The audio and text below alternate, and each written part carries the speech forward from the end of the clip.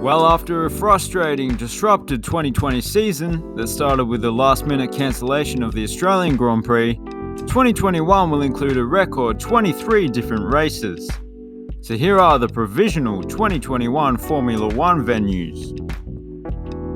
Starting off with the Bahrain International Circuit, which was the first Grand Prix to be held in the Middle East.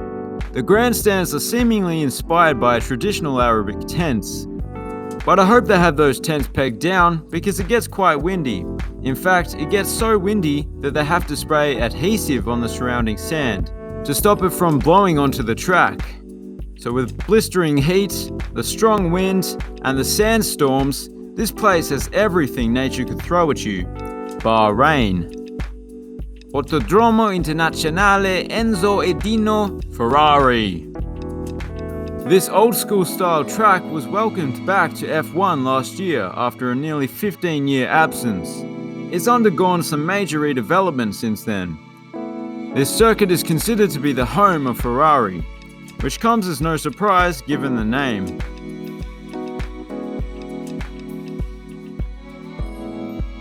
Nestled into the hills of rural Portugal is the Portimão circuit. Making its debut last season, the track's width and constantly undulating nature makes for great racing. It also has a very sleek, modern-looking grandstand.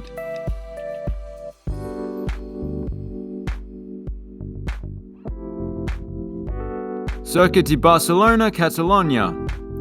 This circuit is known for its unpredictable weather, specifically the wind due to its close proximity to the sea, as well as being a fast circuit with long straights. There's quite a large seating capacity and the main grandstand looks pretty good. Circuit de Monaco is presumably the world's most famous street circuit. It's certainly a sight for sore eyes, but it's also known for being one of the least exciting races due to it being very difficult to overtake.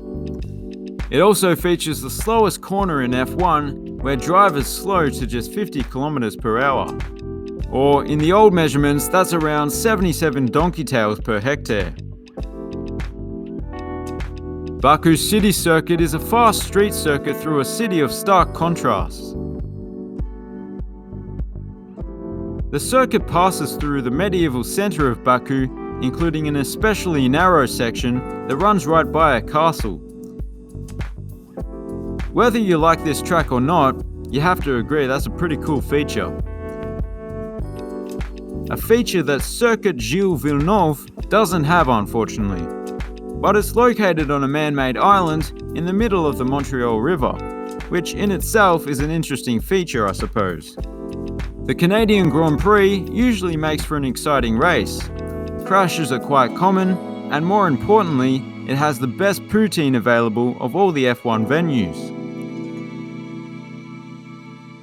Circuit Paul Ricard is located on a plateau, making it very flat. It's well known for its elongated design, its very long Mistral straight, and the garish runoff areas made from an abrasive surface, which were chosen over gravel traps. If you're a multi-millionaire, there's a very conveniently located airstrip for your private jet, right next to the track. Red Bull Ring has one of the most spectacular backdrops, the Styrian Alps. The circuit is built on a fairly significant slant, so parts of the circuit have significant downward slopes or upward slopes. The grandstand looks pretty cool as well. It actually looks like a driver's helmet. I assume that was intentional. Silverstone Circuit, Britain's most iconic track and the venue that hosted the first ever official Formula One race. It's come a long way from when it was a World War II Royal Air Force bomber station. The main grandstand looks very modern, then you have these old school looking stands throughout the course. Combined with plentiful trees, makes for a very beautiful track. Hungaroring. It does kind of sound like the name of a corn-based snack food, but it's far from delicious for the drivers, due to its many twists and turns, as well as a bumpy and often dusty track due to the dry weather. Well, the dry weather causes the dust, not the bumps. Circuit de Spa-Francorchamps. This hilly circuit is many people's favourite, and it's hard to argue against it. It's one of the more challenging, dangerous and exciting circuits, and it's certainly the longest at a tick over 7 kilometres. I can't be bothered converting that into donkey tails, but it's a lot. Another beautiful track. The modified Circuit Zandvoort will be making a comeback after a lengthy absence from F1. Commentators that know way more than I do on the subject are expecting it to be a challenging track for the drivers, but we'll have to wait and see. Autodromo Nazionale di Monza, one of the more iconic tracks. It's probably my favourite to drive on in video games, and that's mainly because instead of braking at the chicane, like a fool, I've found that it's a lot easier to keep the pedal to the metal and just crash into the car in first place while he's turning. I'm not sure why none of the F1 drivers have figured out that tactic yet. It's not just that though, I also like the woodland setting. Very tranquil. Other than the car sounds, of course. The Sochi Autodrome features some flashy modern facilities, and it runs right by a pretty good football stadium. But it's flat and lacks a bit of character. Also, just a heads up to any drivers watching, the trophy is presented by Vladimir Putin, so maybe just give it a bit of a dusting off before you grab hold of it. You can never be too careful with these things. Marina Bay Street Circuit. This spectacular track is known for being the first F1 event held under floodlights. Being a stadium channel and all, once again I have to mention that the track runs right by what I would assume is the world's only floating stadium. Okay, it's not really floating, but it still looks pretty cool.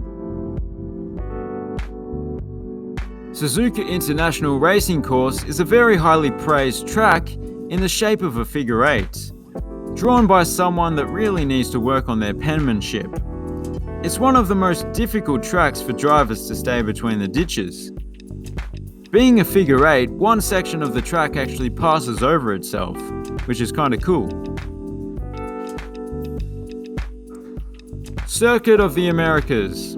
While there's no dramatic backdrop or medieval castles, but it's an excellent circuit with excellent facilities for the spectators. And there's plenty of elevation change as well, which is, well, it just adds to the complexity, which is always good. It's another great track. Autodromo Hermanos Rodriguez. At nearly 2.3 kilometers above sea level, or about 3.5 donkey tails in the old scale, it poses a challenge for the engineers, given that the air is thin. I keep mentioning nearby stadiums, but this circuit literally bisects a baseball stadium, which is not just an interesting quirk, but it makes use of the stadium seating as well.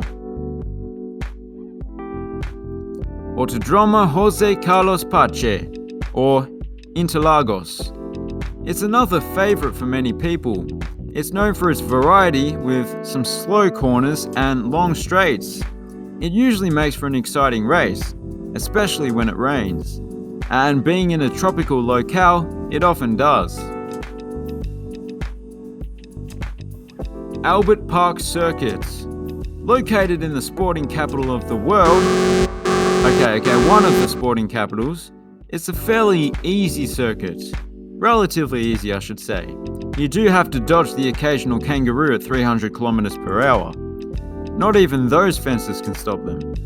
It's quite a scenic spot too, right by the man-made Albert Park Lake, but it doesn't come close to Bathurst. How good would a Bathurst Grand Prix be? Ain't gonna happen, unfortunately.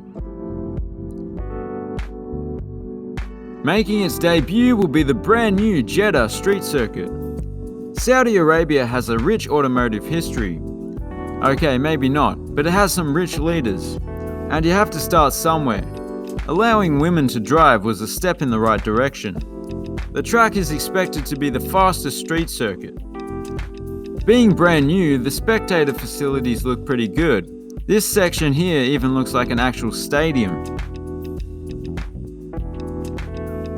Yas Marina Circuit. If I had to describe it in one word, it would have to be Mobharaj, meaning flashy or showy. There, now you're fluent in Arabic. Just like Montreal, it too is located on an island, although I doubt there's any poutine available here. It's the only race that starts under sunlight and finishes under floodlights. The track has quite a variety of hairpins and straights, and the facilities for the spectators are fantastic. Also, even if the race ends up being a bit dull, Ferrari World is right nearby, so there's that. So there you have it. Those were the 2021 F1 venues. Like I said, it's only a provisional schedule, so it may change. If you enjoyed the video, please consider subscribing. Thanks for watching, have a good one.